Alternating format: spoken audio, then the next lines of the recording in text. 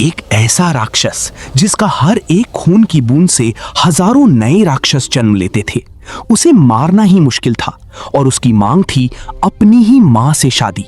ये कहानी है अंधकासुर की, जो भगवान शिव के पसीने से जन्मा और बाद में उन्हीं से युद्ध करने चढ़ाया। एक बार माता पार्वती ने प्यार से शिवजी की आंखें बंद कर दी। तुरंत अंधेरा छा गया। शिवजी के पसीने की एक बूंद से एक अंधा बच्चा पैदा हुआ। ये था अंधक। शिवजी ने उस अंधे बच्चे को राक्षस राजा हिरण्याक्ष को दे दिया। हिरण्याक्ष ने उसे अपने पुत्र की तरह पाला पोसकर बड़ा किया। अंधक बड़ा हुआ, शक्तिशाली हुआ। अंधक ने ब्रह्मा जी की घोर तपस्या की। ब्रह्मा जी प्रसन्न हुए।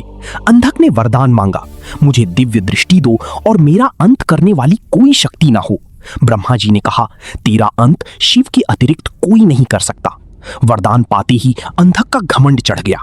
उसने देवताओं को हराया, इंद्र को भगाया और तीनों लोक अपने अधीन कर लिए। अब उसकी नजर कैलाश पर थी। क्या मांग रहा था वो? माता पार्वती को, अपनी ही मां से शादी की मांग। अंधक का दूत कैलाश पहुंचा और बोला, अपनी पत्नी हमारे स्वामी को दो, वरना युद्ध।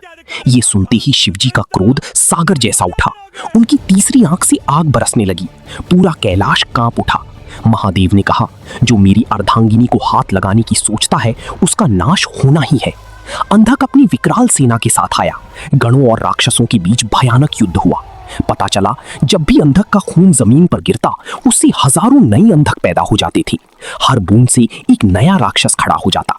देवता घबरा गए। तब शिवजी ने एक योजना बनाई।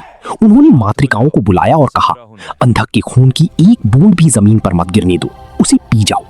अब अंधक कमजोर पड़ने लगा। शिवजी ने अपना त्रिशूल उठाया और अंधक को चीर दिया। अंधक गिरा, पर उसकी आंखें खुली। उसे अपनी भूल का एहसास हुआ।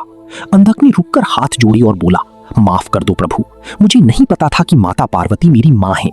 शिवजी उनकी भक्ति देखकर पिघल गए और बोले, पुत्र, अब से तुम मेरी गणों की नायक रहोगी।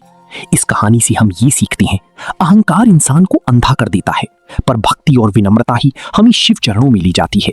जो भगवान शिव की सच्ची भक्त हैं, कृपया चैनल को लाइक और सब्सक्राइब जरूर करें। यही आपकी भक्ति और प्रेम की एक छोटी सी अभिव्यक्ति होगी। हर हर महादेव। श्री शिवाय नमस्तुभ्यम।